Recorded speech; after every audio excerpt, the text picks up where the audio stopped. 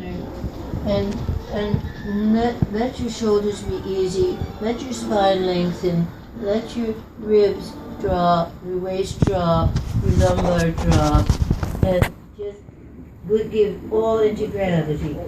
That is a beginning of the day that is significant for the spine.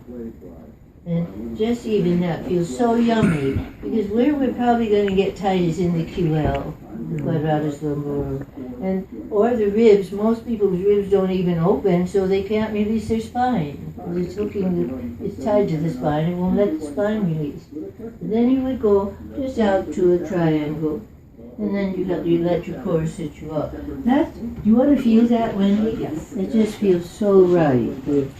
So come up quite close, and wide as you want to go. This is a shoulder width, which is a good thing to do for the arms, wide. And then just bend your knees, and don't go back, go just down, just straight down, and think through the spine.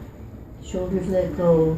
You'll feel the ribs going longer, the waist dropping, the hips dropping into the coccyx, and then you ought to be able to just, like a sigh that you get in the lumbar.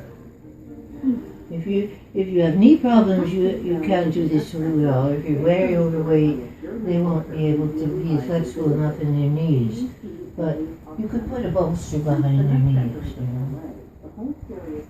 And then when you push back, you push straight back from your feet, two straight legs, and right into it, and be here. Now some people, you would wait a moment and say drop your sternum a little forward, the same kind of hump here. But then you don't come up at all with your arms or your shoulders. You come up right under your pelvis, right up the front of your spine.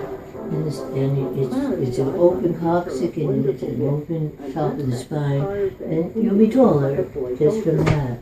That's an everyday. Yeah. And the other thing is this one, where we all shorten too much between the hips and the ribs. And Joe's adage was it's 1.5 inches lost in height. Just there, always. You have to remember to open it. So if you're in a ladder and you have a relaxed arm and a relaxed shoulder, and you start with your thumb on your floating rib, don't assume that you're open at all when you first arrive. You gotta get a yawn in here. And then, now there's a chest, now there's a person, now there's life, where before it was sort of pitiful. But that's who you are most of the time. So once you feel, oh, I'm connected now, I actually have a torso and there's an upper life in here. And I would say always follow your nipples. That will assure you that you remember you have a chest. But if you can float your arm out and it's light, you're floating it out of your ribs. This was Kathy Grant's great gift. Rib cage arms. No shoulders, rib cage. So that will float out and that will float up. If that's light, it's right. If it's heavy, it's coming out of your shoulder. And now here, you think, well, I'm going to climb my fingertips up to the ceiling. And I go all that way from the rib cage, no shoulder. Now that's something most people have not opened to, but it's there. It's supposed to be an accordion. You know that. Your whole philosophy is there. So once you're as open as you can be, just find a rung, and it will depend on the feeling in your shoulder, whether it's high or low. Higher is easier, lower is a little harder. Elbow up to the ceiling. That's encouraging the ribs to open. Now, relax the arm. You're doing a little work with these fingertips. That's it. And before you arc, push down on the floor hard into the rug or into the floorboard. And as you push down, a surge will come the opposite way, up through the lumbar, through the hips, through the QL, up into the lats, up into the intercostal. Now you have a very lively rib cage.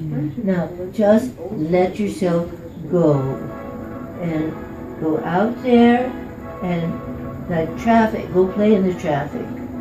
Now do another yawn, and you think, I can't go any further because I'm a little stiff today. I injured something with my big stumps and here in the country. Now, I'm going to take a yawn and then just watch the body move more out.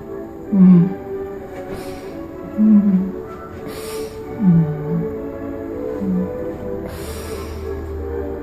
And then I'll exhale. And look at the space. I didn't have that space. Yeah. This is the most amazing. Still amazes me how constrained we are in our idea of ourselves. You know, you think, well, my God, she's capable of more than that. Every yawn we're taking more.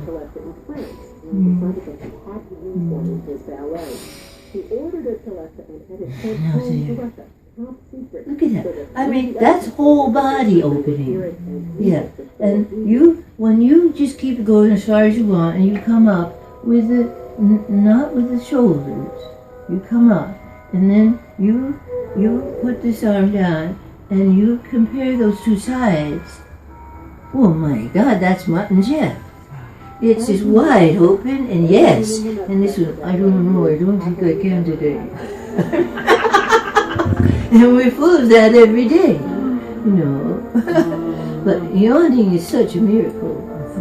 But this is his, and there are all sorts of things. If you wanted to see, well, how can you tell if the spine can let go? So stand behind me and put your hands on my hips, right on the hip crest. You know, the bone, right at the waist, there.